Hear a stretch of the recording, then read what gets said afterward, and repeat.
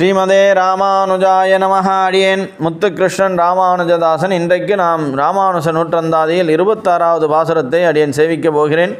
அந்த பாசுரத்தின் எளிய விளக்கத்தை தமிழிலும் ஆங்கிலத்திலும் அடியனுக்கு தெரிந்தவாறு கூறுகின்றேன். மற்றும் பாசுரத்தை சேவிப்பதற்கு முன்பாக குருவாச்சாரியர் சுவாமிகள் திருவடிகளை சேவித்துவிட்டு அடியன் பாசுரத்திற்கு செல்வேன். ஆழ்வார்கள் திருவடிகளே சரணம், எம்பெருமானார் திருவடிகளே சரணம், ஜியர் சுவாமி திருவடிகளே சரணம், ஆச்சாரிய சுவாமி திருவடிகளே சரணம், பரம பாகவத சுவாமிகள் திருவடிகளே சரணம், என் தாய் தந்தையர் திருவடிகளே சரணம்.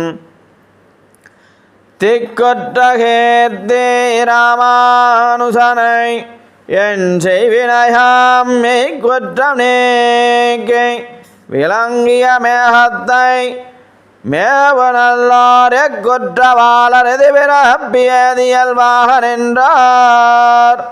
அக்குற்றம் அப்பிறப்பு அவ்வியல்வே நம்மை ஆட்கொள்ளுமே. திக்கொற்றகேர்த்தி ராமானுசனை என் செய்வினையாம் மெய்க்குற்றம் நீக்கி விளங்கிய மேகத்தை மேவுநல்லார் எக்குற்றவாளர் பிறப்பியதியல்வாக நின்றார். அக்குற்றம் அப்பிறப்பு அவ்வியல்வே நம்மை ஆட்கொள்ளுமே.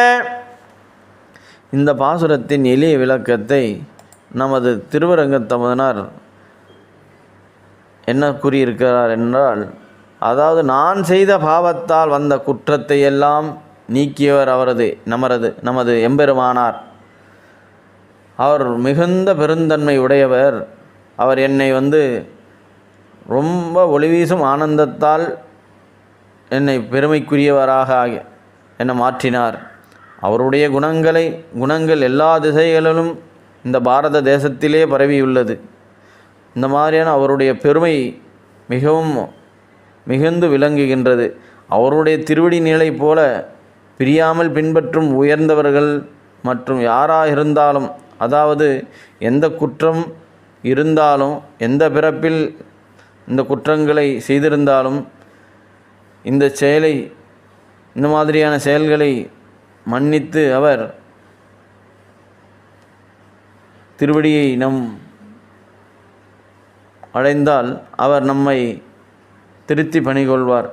இவ்வாறு நம்மை நாம் அவர் திருவடிக்கு அடிமையாக கொண்டு அவர் திருவடியை உய்ய ஒரே வழி உடையவர் வழி இவ்வாறு செயல்பட்டால் பகவான் ஸ்ரீமன் நாராயணன் நம்மை ஏற்றுக்கொள்வார்.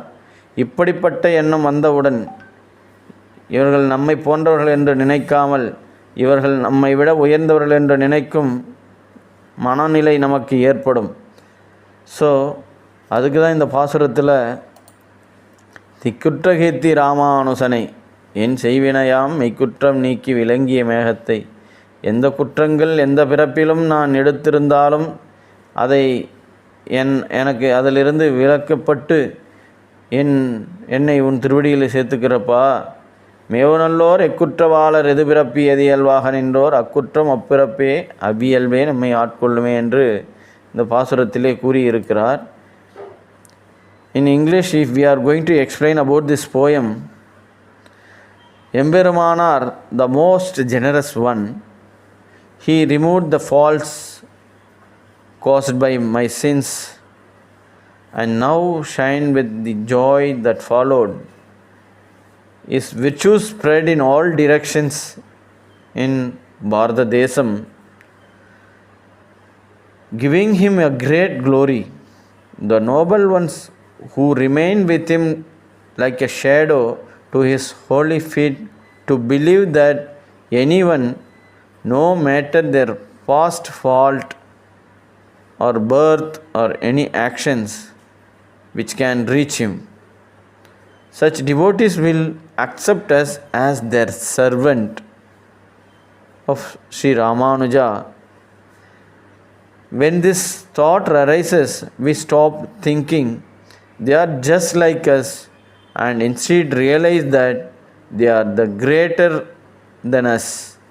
So like this, Tiruvarangathamudanar is stating this explanation about this poem. So in this poem also is stating that if we are going to have Sri Ramanuja Trivadi Anugraham. He will, whatever we did mistake in past birth or past life or this birth or this life, He will take us to Sriman Narayanan Trivadi with the pure of the heart. So we should pray Sri Ramanuja Trivadi. Always we should think of his Trivadi. He will direct us, he will purify us, and he will take to reach Sriman Narayanan Trivadi, and he will depute us for some in his Kaingaryam. So we should pray and get all of us good things in our life. So we have to change, we have to modify according to that. So then we'll have in his Trivadi Anugraham. Srimade Ramanujaya Namaha. Adiyan Muthukrishnan Ramanuja Dasan.